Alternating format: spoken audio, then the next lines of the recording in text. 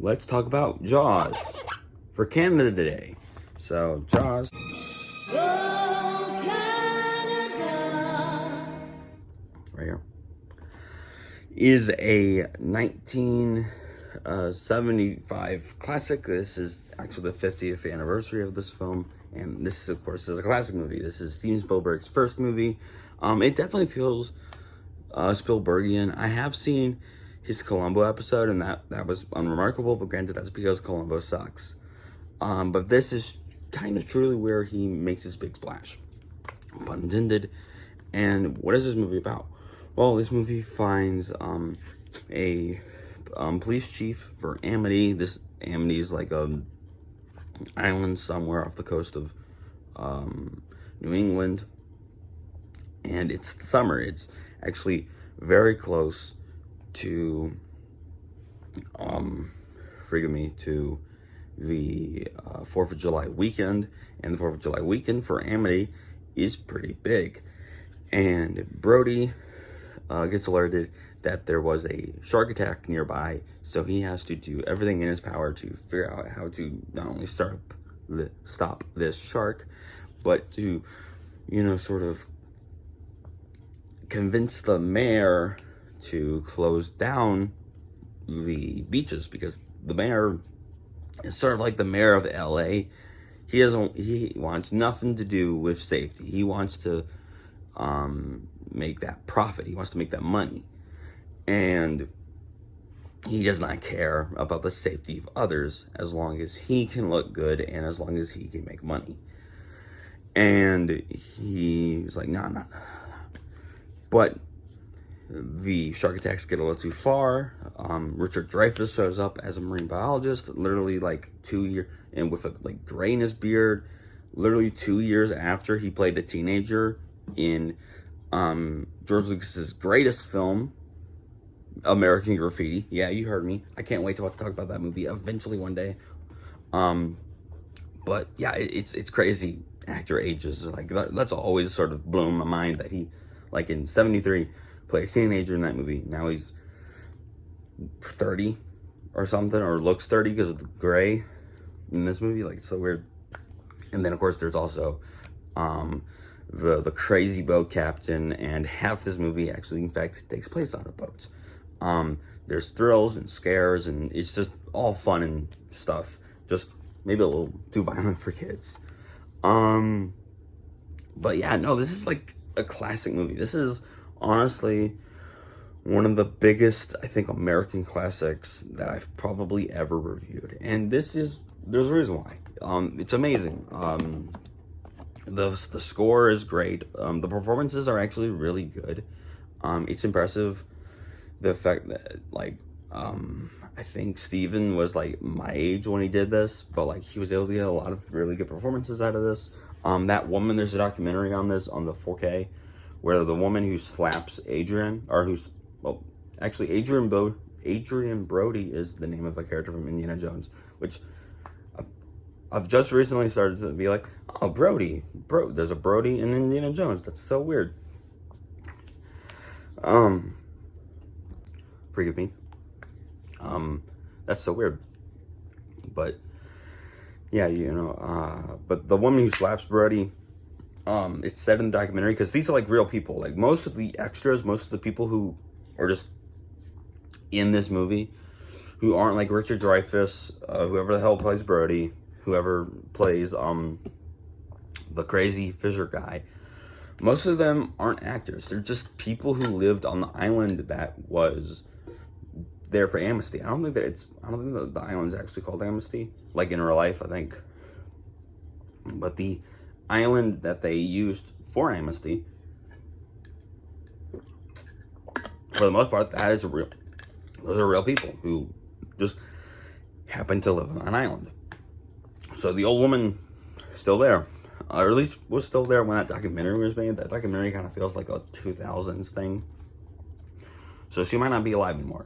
There's also the kid. I know Michael is Brody's oldest, but I forget the baby's name. But the baby also appears in that documentary, and it's sort of funny to see him 40, because he looks basically the same, except now he's a 40-year-old man compared to being like a 4-year-old baby. But no, like, this is really good. And of course, I don't own the Steelbook. I just own like the regular version. This is the 25th anniversary, or the 45th anniversary collection. It has a little, discs and stuff, and it's quite nice. I've actually been wanting to review this for years. It comes with a little book. And yeah, this gave me an excuse. But this is a classic movie. Like, what do you say about a classic film? Half this movie takes place on a boat, and like no one ever talks about that because everyone is talking about the beach scenes, like because they're so exciting, and then the boat happens, and like we're on the boat consistently, and there's a bit of a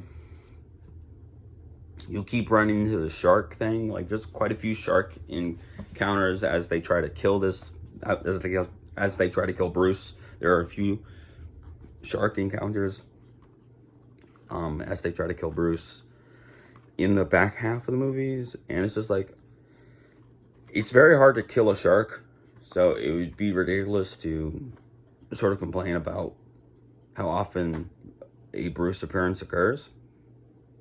But it's definitely a thing of, is that a negative? And it's just fun. There's also like the mayor's stupidity and like other things where it's just like, are these negatives, or is this just like nitpicking because this movie is really good? And yeah, like this is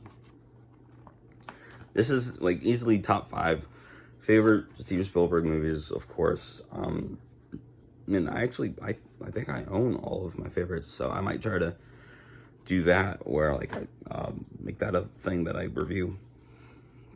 And plus, I've already reviewed one. My favorite Steven Spielberg movie is Indiana Jones and the Last Crusade. So that's 2 down. But yeah, no, this is a classic movie. Absolutely amazing. One of my YouTuber friends, Anthony Perez, actually reviewed all of these, I think last year or over the last few years. So maybe go check out his review of, because I'm sure him and his co-host for those, I'm sure did a better job than me. But yeah, this is like I said, a solid piece of American cinema. It's definitely rough Spielberg, but you can tell that it's Steven Spielberg, and basically all the performances are really good. Even the townsfolk kind of step up. And it's just like a really solid movie. It's sort of ridiculous that I think sort of the pacing drops a little bit once we get to the boat. Like, I feel like the boat could have been more exciting. Like, this is a 2-hour movie. And I mean, obviously it would be unrealistic for them to immediately get attacked by Bruce, and for them to immediately get attacked by Bruce, and then the climax happens. But I don't know, maybe a little too many Bruce encounters. But the shark actually didn't work super well, which is why they don't show Bruce a lot. And it's super effective. But yeah, also, I'm happy that we stopped getting Jaws sequels, because it's much better with a movie this influential. You don't need to make Jaws sequels. You just need to make movies inspired by Jaws, like The Deep Blue Sea, like The Shallow, like The Meg, which, Meg 1 and 2 are right over there. Like, it's better to make something inspired by Jaws when it comes to something like Jaws, than to make sequels to Jaws. Like, that's almost how, like, Jurassic World, because there's a new one of those coming out pretty soon. That's almost how, like, Jurassic World and Back to the Future should go. It's like, don't make sequels to those movies. Make movies inspired by those movies. And we typically do that for one more than the other. But yeah. Also, 2, I'm probably not going to review 2. The next one is probably going to be 3. 2 was fine. maybe a little boring, maybe a little too much like the first movie. But from what I remember, it's been like 5 years since I've seen 2. 2 was fine. Didn't blow my socks off.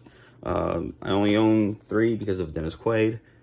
But from what I remember, 2 was just okay. It felt very direct to video. But yeah, there you go. But that's it. Next time we will be, of course, reviewing Jaws 3. And then, yeah, so shout out to all my Canucks out there.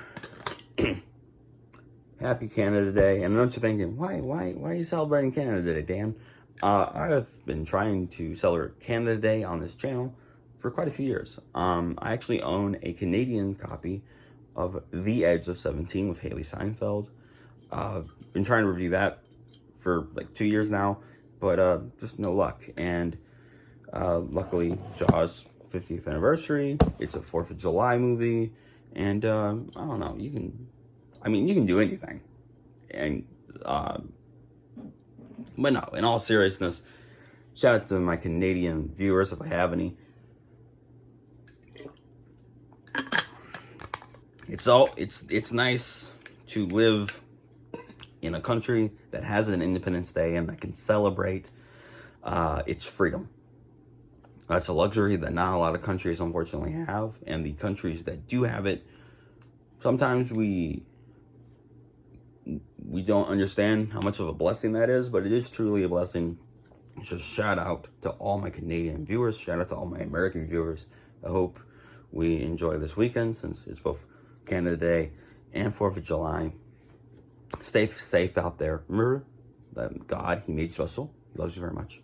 Hope you have a very lovely day. Hope we have a very safe week, as always. God bless and I love you.